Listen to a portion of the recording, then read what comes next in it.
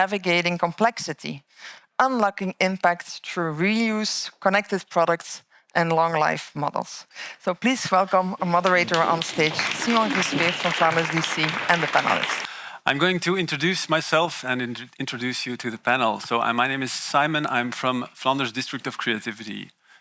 Easier said, we are the Flemish fashion center in Belgium, and my role at that center is to support fashion brands in working more sustainably. And today I get to host this panel on circularity, but not circularity as you might have known it for many years as the same old stories. Today I want us to be very honest, very open, and I want to get real.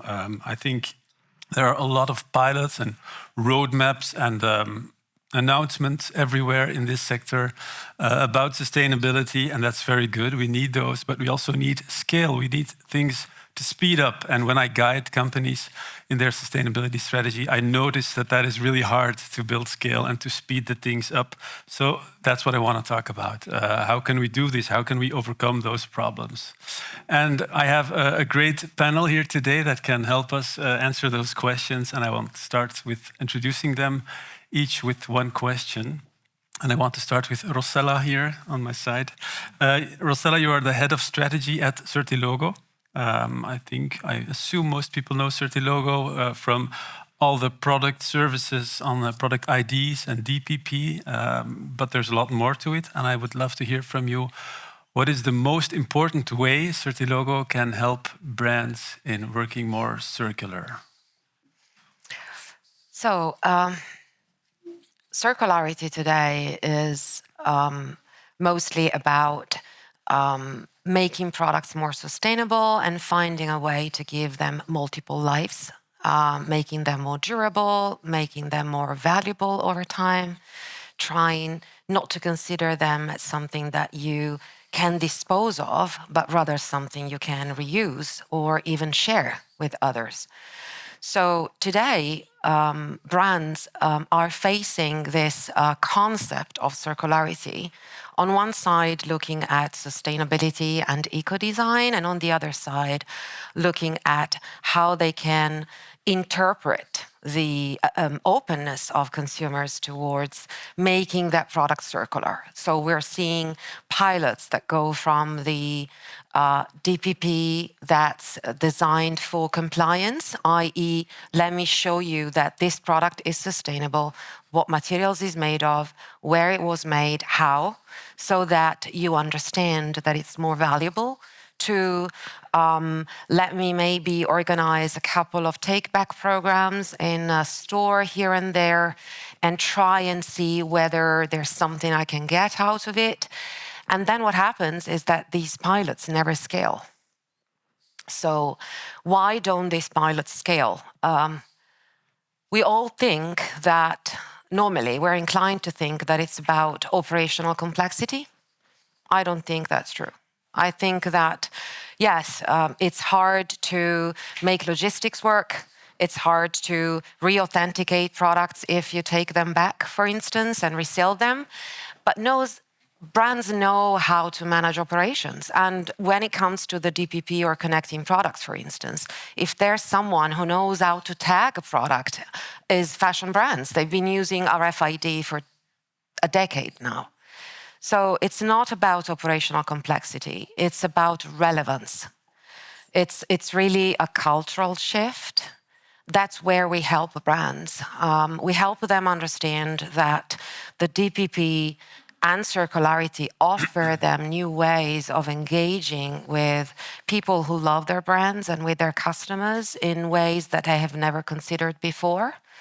I think the cultural change that connected products are bringing, starting from the DPP, is moving from brands trying to pull the attention of people towards their storytelling, their stores, their experience, the channels that they control, to a world in which they're going to meet customers where they are. And brands are starting to understand that if they want to scale, they need to make their experiences relevant and meaningful, and meet people where they want to be met, in places that make the relationship with that product meaningful to them. Okay, yeah. And authentication plays a very important part in this. But so basically you're saying if we want connected products, DPPs to play their role, they need to be relevant. The consumers need to see the value to play their role, also in circularity. Yeah, so it's about the journey. It's about the use cases that can be managed through that journey. It's about the services that are attached to that journey. Right. Otherwise, scaling DPP pilots just means scaling a compliance tax. And brands are not interested in that. Not a lot of people will be interested in just that. I think it's the bigger picture. Okay, thank you. I want to move to Natascha first, ladies first. Always. Natascha von Hirschhausen, you have many roles, so I'll try and name them. Of course, you are the founder, CEO, and designer of your own brand, Natascha von Hirschhausen. You are very well known. I'm from Belgium, but I know your brand since a long time because of the zero waste design techniques that you use, that you also share as a consultant today, and then also as a professor in fashion management. So you have many roles. I would love to hear from you. If you look beyond your own clients, do you see this zero waste system and the techniques that you have been using for years, do you see this scaling? It's the topic of today. In the industry, are a lot of brands picking this up already, or is it still just you? No, I do see interest because there's also more legislation coming up where it's not allowed anymore to burn your offcuts, or where it's not allowed anymore to burn your leftovers. So I think zero waste is a topic that becomes more and more interesting for everyone. That being said, I've been in the business for almost 10 years and I've seen some major shifts. First, people were talking about sustainable fashion, and it was more about the labor side about 10 years ago, I would say, maybe the materials. Then it shifted towards circular fashion, which I think is both upsides and downsides. Upside because we take more of a look at the entire systemic change that we need. It's not only the labor and the material that needs to change, we need systemic change. But at the same time, I fear that the idea of circular fashion creates this image of, okay, we just have to close the loop and then we can continue as we are. And that is not the case. We need the systemic change, otherwise it will not work. And then within the last 2 to 3 years, I think we have talked more about waste and waste colonialism, which I think is the big kahuna. It's really key to everything, because if you build value, you could never imagine to throw anything away. And there's no way, we know this. The items end up anywhere, somewhere. So I think we need to talk about waste more, and especially also offcuts. I mean, obviously I'm specialized in zero waste design. This is still not a major topic, even though we lose resources for 30 to 40 billion garments every year, only in the cutting of the items. So and that is why I always have this like little storyteller. This is the entire waste of my entire outfit today. Wow, that's magnificent. Yeah, definitely. Great. Okay, still some work to be done there. Let's talk about it. But first I want to also introduce Gabriele, of course. You're the founder and CEO of Zerow. Zerow is a B2B marketplace for luxury brands to resell unused surplus textiles and leather, to resell that. It seems like a great initiative. There is a lot of that unused textile in the industry. We need to find new ways to use them and to avoid them, but that also makes it kind of hard, it seems to me, the business model. On the one hand, you want to build a business on this unused textile, and you want that business to scale. Every business needs it. But on the other hand, aren't we all trying to avoid unused textiles? And hopefully, in a few years, we can hope that will go down and there won't be any unused textiles, or as few as possible. How do you match that with each other? Yeah, first of all, it's a hope that we share as well.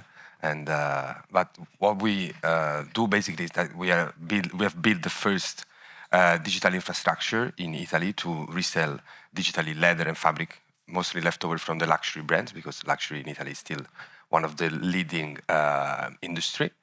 And we share the same hope, because we know for sure it's going to be reduced, and part of what we do is also raising awareness on this topic, so also that brands are more accountable for it. On the other side, there is a lot of it. We're talking billion worth of leather and fabric that have been not used. The reason is mostly supply chain inefficiencies that can be solved, but also creativity, especially in big corporations, come with some waste in the luxury especially. So there is always going to be some surplus. Approximately 1 out of 10 rolls of fabric and leather is going to go to leftover. We're talking about billions of worth. And what we want to do is basically digitalize the process and make it in a way that can be managed by only a digital platform, in a way that we can help and to control the issue better, give a tool for the brands to be more accountable from it, and in a way that we also make them aware of the possibility that they can get from it. And we hope this is going to happen in the next few years. We have seen also the reselling process of products being digitalized over the last 10 years. Now it's time for fabric and leather. And the question of scale is for us more related to control the issue rather than just leaving it to the current industry that is managing in a way that is not sustainable at all. Right. It's a contradiction that we need to solve, and I think there are more. And I wanted to make a link to resale here, because I see a similar contradiction there in the concept of resale, which is popping up everywhere, as we know. On the one hand, we want customers to wear our clothes as long as possible. On the other hand, we are asking them to return their clothes, so we as a brand can make a business of it, a resale activity. It seems a bit contradictory. I was wondering, Natascha, you have a brand. Are you attracted to the resale model? Reselling of garments? Yes, indeed. Attracted, yes. I think it's incredibly interesting because normally when we talk about scaling, it's linked to more products. And I think if we consider reselling, it could be not creating more products, but more worth, and to loosen this link of scaling and product creation. That being said, I think my approach is a little bit different because I want to create products that stay with the consumers for as long as possible. You told me yesterday it's because some clothes are adaptable, for example, to make it... Yeah, absolutely. Our designer's approach is to create garments that people don't want to get rid of ever.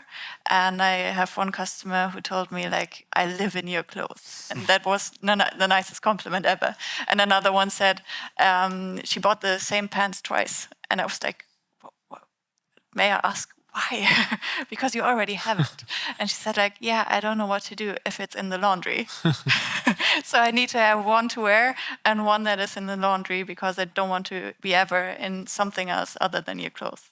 And that is the designs that we want to create. So technically we offer take back, but happily we didn't get anything back yet.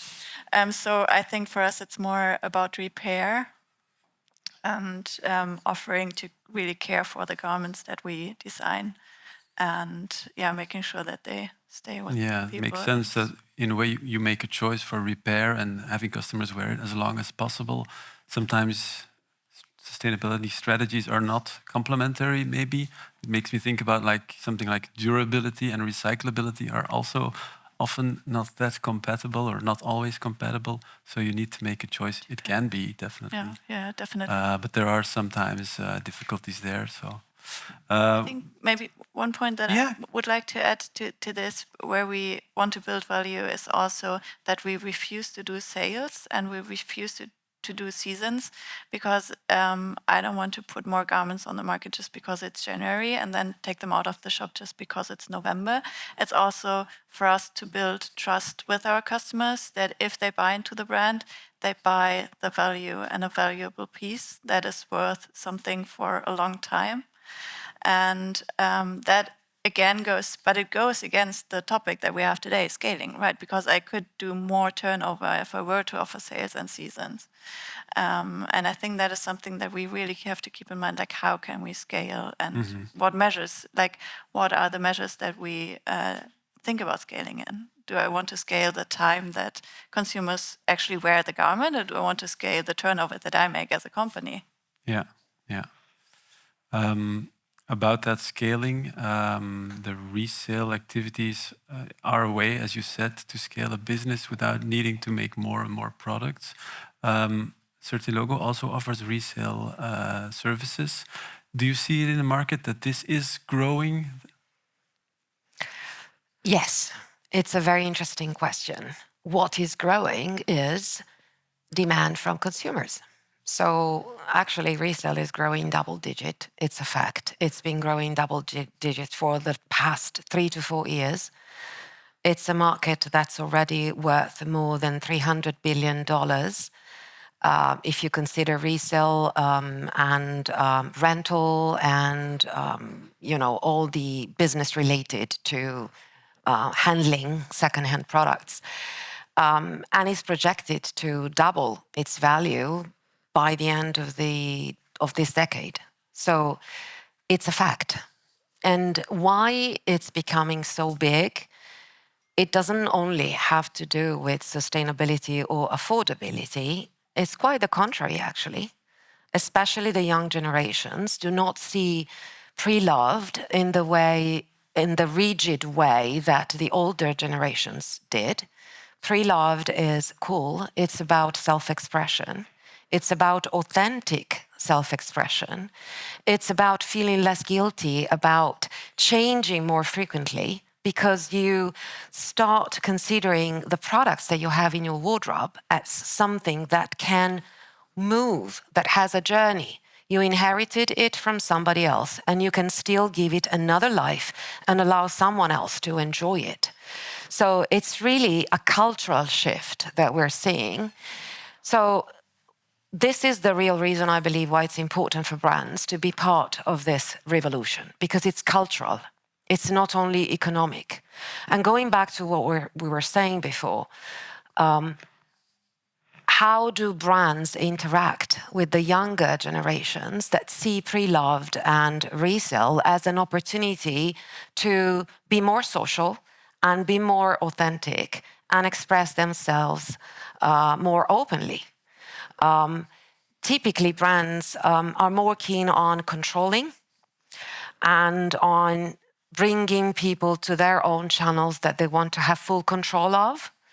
I think what's happening is that people are asking brands to meet them where it's meaningful to them. So the real question is, why should brands step into resale? Because it's meaningful to their customers. Because the people who buy pre-loved today are probably their loyal customers tomorrow.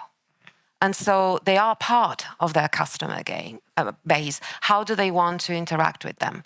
And again, I think that there's no conflict between resale and durability, to go back to what Natascha was saying, because durable doesn't mean it's going to stay in my wardrobe forever.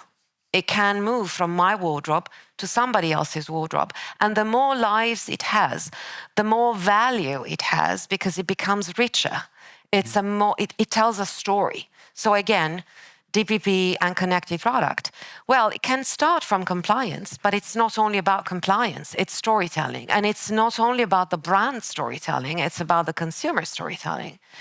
So going back to what are the key services or the key moments of truth that brands can use to make that moment of contact with the customer through connected products meaningful. What we see is that the most important moment or the most relevant use case for consumers is actually authentication. Because if you think about a product that becomes circular, the thing that you will certainly need to do every time is understanding whether the product you're buying is authentic or showing and confirming that the product you're selling is authentic, so it has more value.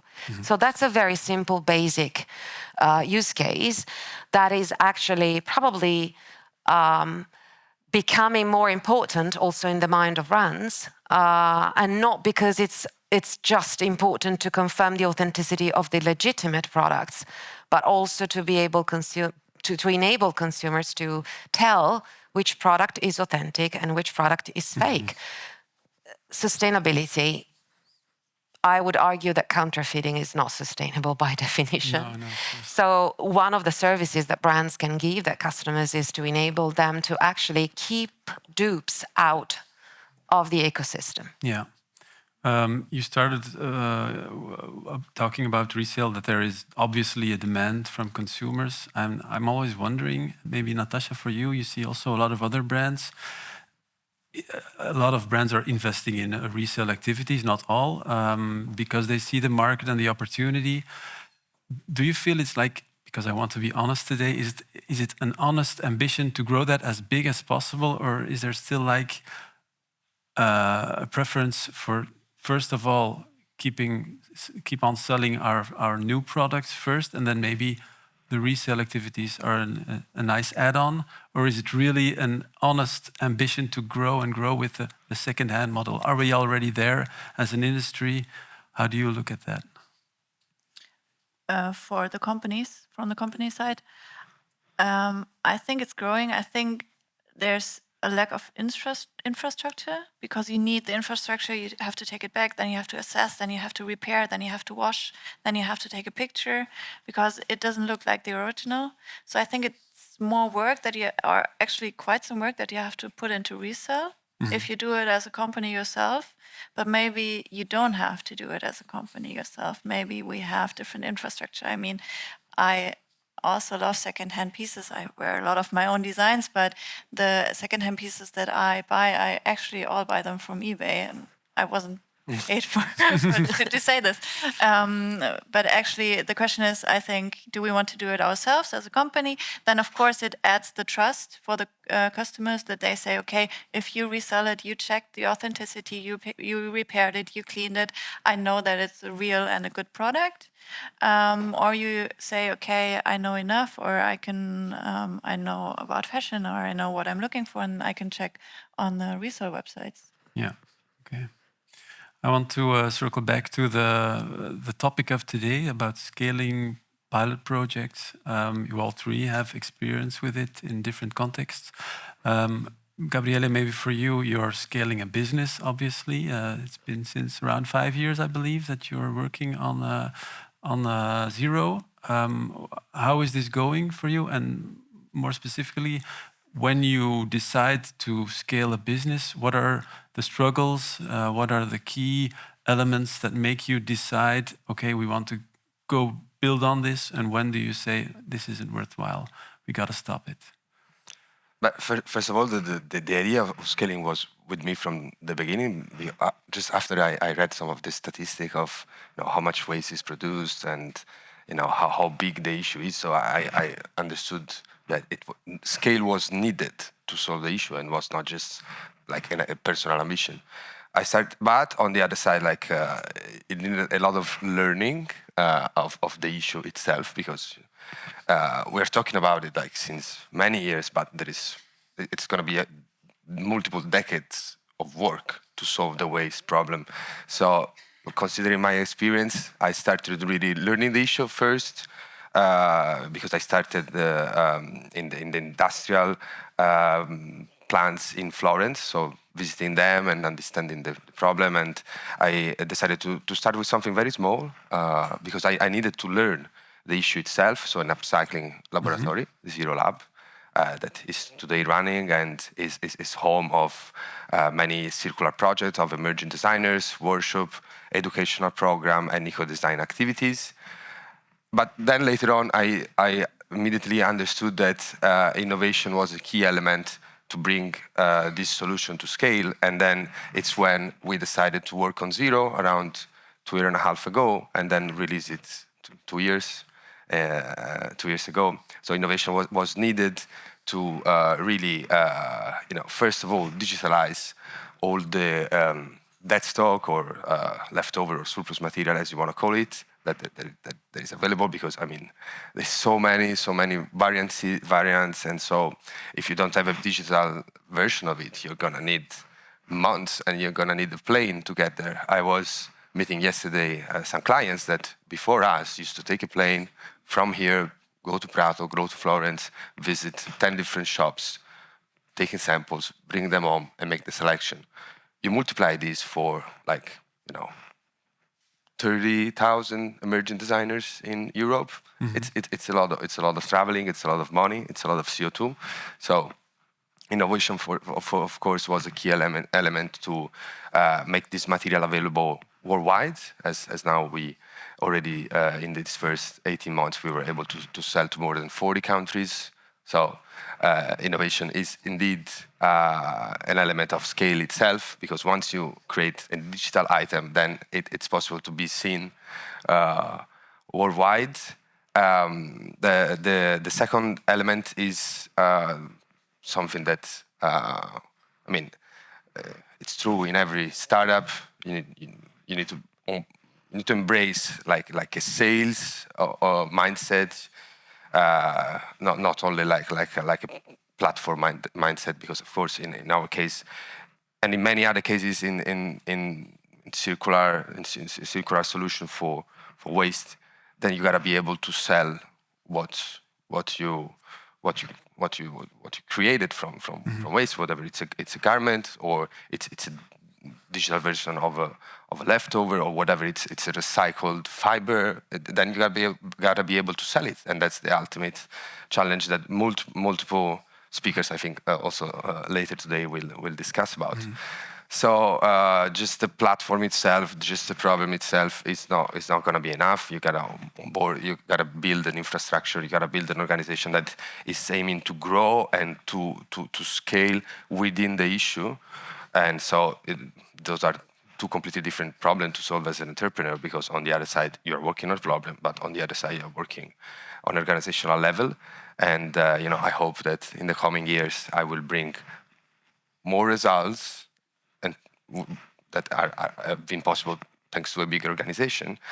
And the last element I would say it's relevant in scaling is collaboration, because circularity is not going to happen by one company only.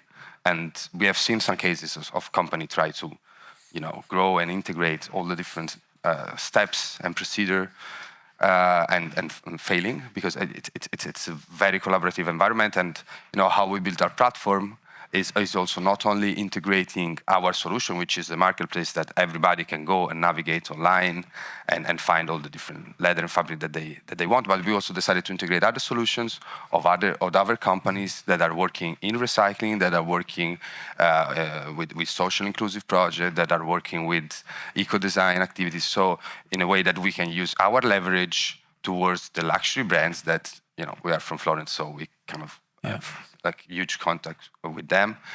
And so we can be like the one point of contact with all these different solution providers, and with the aim of creating one big solution that is built up on multiple layers. Yeah.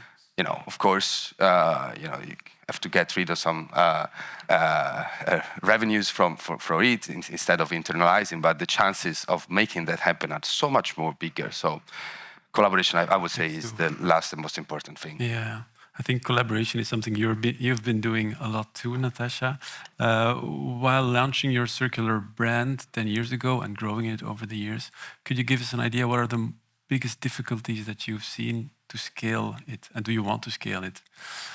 Yeah, it was the very idea of how do I scale a business that is, for me, always impact over turnover. So my first question would be like, how do we measure scaling and what are our measures of success? And for me, it was never just the turnover, it was always impact first. And then how do I scale a company that is built on creating garments without having to push more garments onto the market? And that was a little bit the problem that I was facing. Because I love to sell my garments, I love my garments, that is why I create them. But I didn't want to end up like pushing more garments that I think should be on the market. And this way, I had my collection. I wanted it to be non-seasonal and no sales, and whoever wants to buy in is happily invited to buy in. But I turned more towards talking with other companies because my brand is quite small, as you can imagine, but I also wanted to turn the big lever to really see zero waste thrive in a different scale.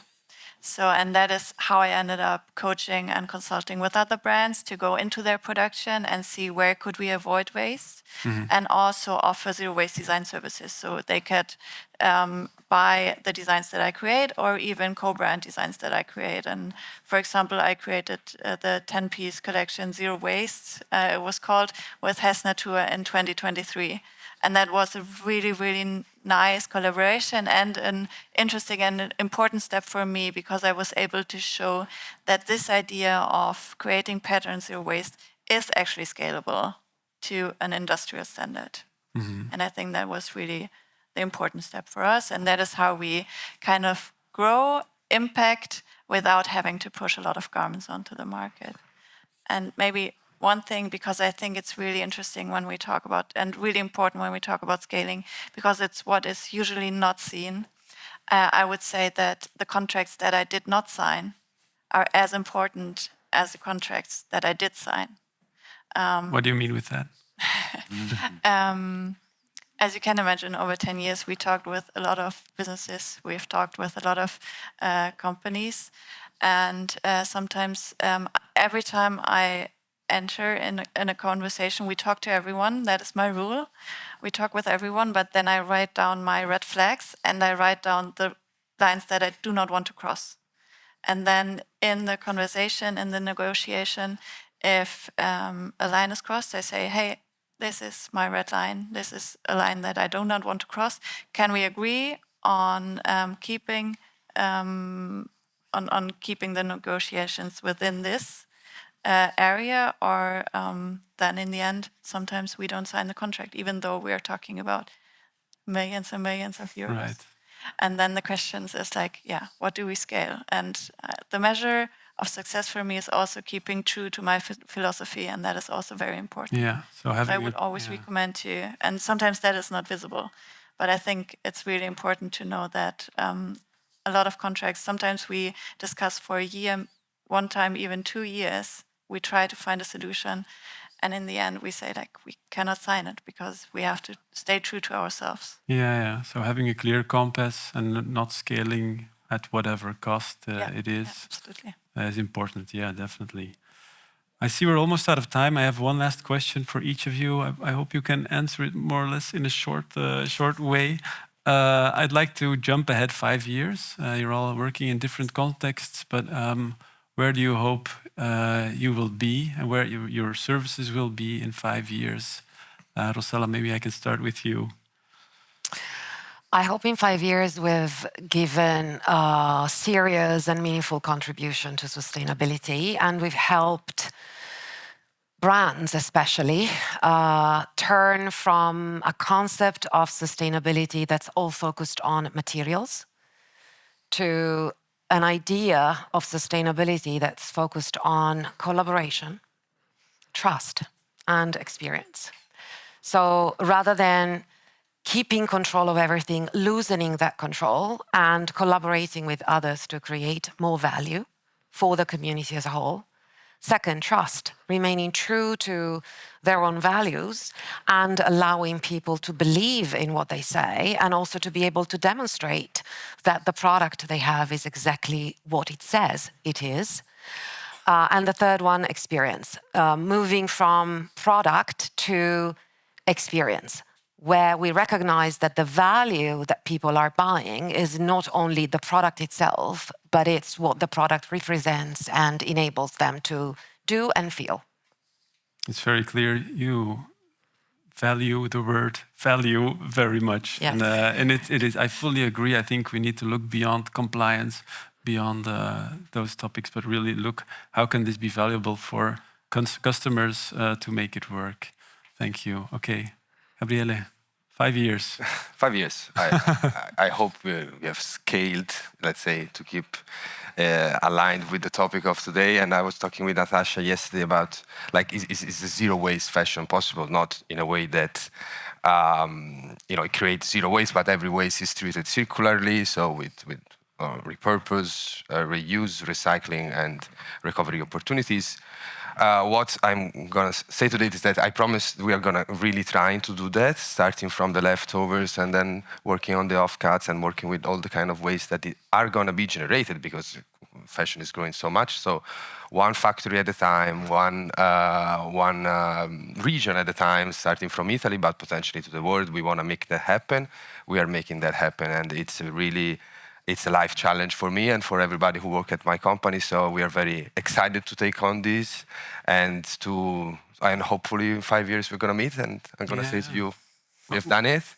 And on the other side, I really wish also Zerow becomes like a brand of authenticity, of transparency and of circularity in a way that people understand the issue better and participate to it better because, waste is not only the garment, but there is a lot of waste before even the garment is produced. So we hope, we're going to have the opportunity to tell the world this as well.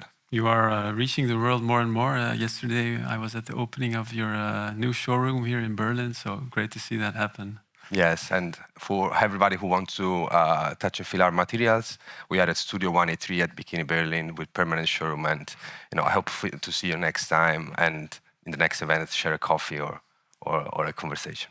Great. Natascha, if you could keep it very briefly, I'm sorry. Very brief. We want to create value and bring about the change that we need, systemic change.